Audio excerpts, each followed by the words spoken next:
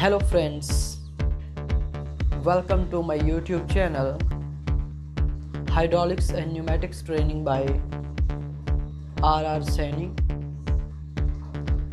तो फ्रेंड्स, जैसे कि हमारा टॉपिक चल रहा है पॉजिटिव डिस्प्लेसमेंट पंप्स के ऊपर, तो आज हम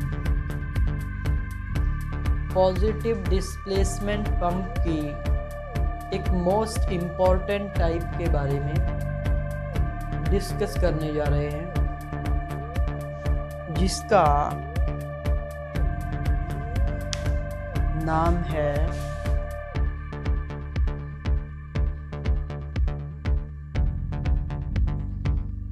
piston pump.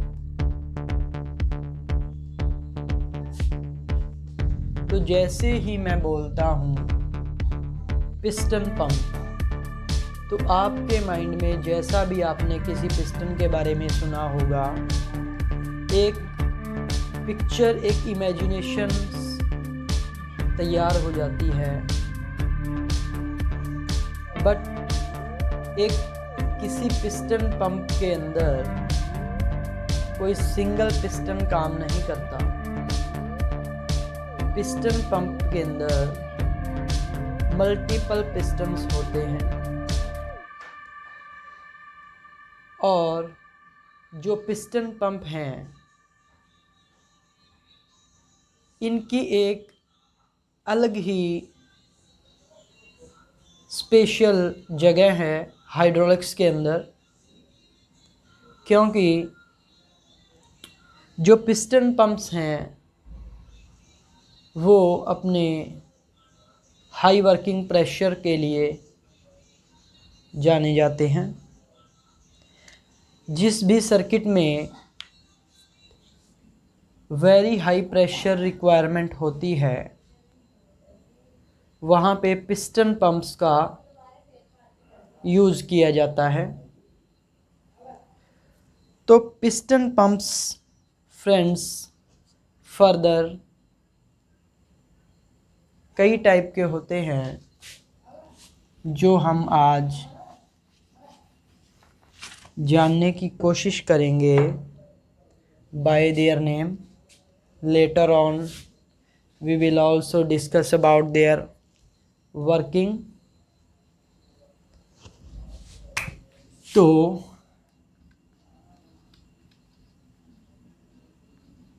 Types of piston pump. Piston pump की जो टाइप्स हैं उनके बारे में हम थोड़ा ओवरव्यू ले लेते हैं।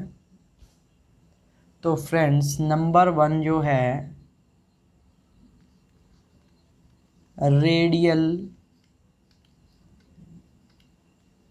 Piston pump.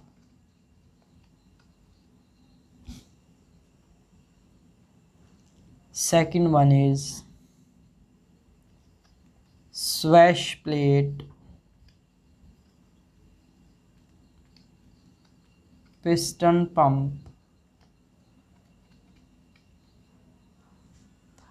Third one is wobble plate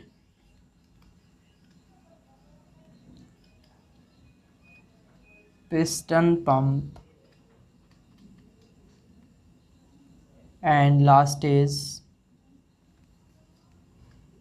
bent axis piston pump। तो फ्रेंड्स, आपने ये 4 टाइप्स ऑफ पिस्टन पंप के बारे में जाना। तो आज हम रेडियल पिस्टन पंप के बारे में डिस्कस करेंगे। तो रेडियल पिस्टन पंप जो है वो हमारा आज का टॉपिक है।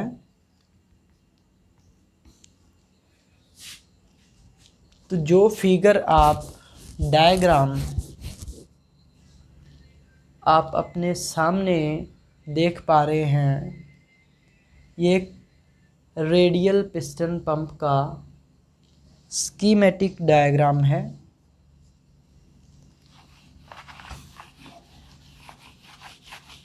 और हम इसके डिफरेंट पार्ट्स और वर्किंग के बारे में जानेंगे। तो फ्रेंड्स, ये जो सेक्शनल व्यू में पार्ट दिखाया गया है, ये है आउटर रिंग और केसिंग, और ये जो आपको ब्लॉक दिखाई दे रहे हैं, मल्टीपल ब्लॉक्स, ये पिस्टन्स हैं। और ये जो है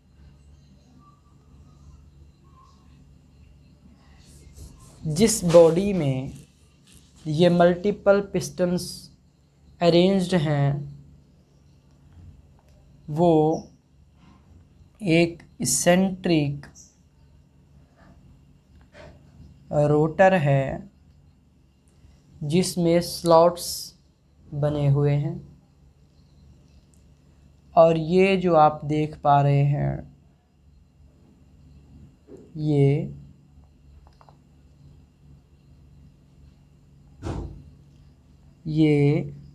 आउटलेट पोर्ट है। और ये इसके सामने जो है, ये इनलेट पोर्ट है। और ये ब्लॉक्स के नीचे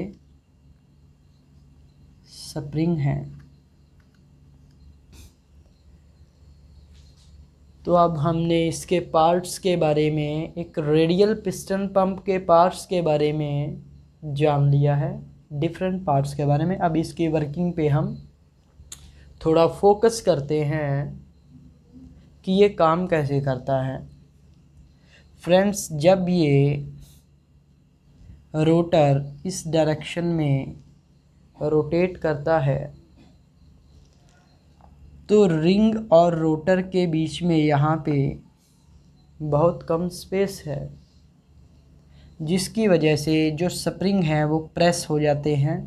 और जैसे जैसे ये स्पेस बढ़ता है, ब्लॉक बाहर की तरफ मूव करना स्टार्ट करता है। तो जो पिस्टन है वो स्लॉट्स के अंदर रेसिप्रोकेट करते हैं। जैसे ही पिस्टन यहाँ पे पहुँचता है, ये इनलेट पोर्ट है, इनलेट पोर्ट के थ्रू ऑयल फ्लूइड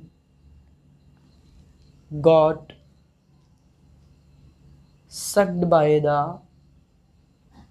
पिस्टन, क्योंकि यहाँ पे स्पेस क्रिएट होता है, जिसकी वजह से यहाँ पे वैक्यूम और नेगेटिव प्रेशर क्रिएट होता है।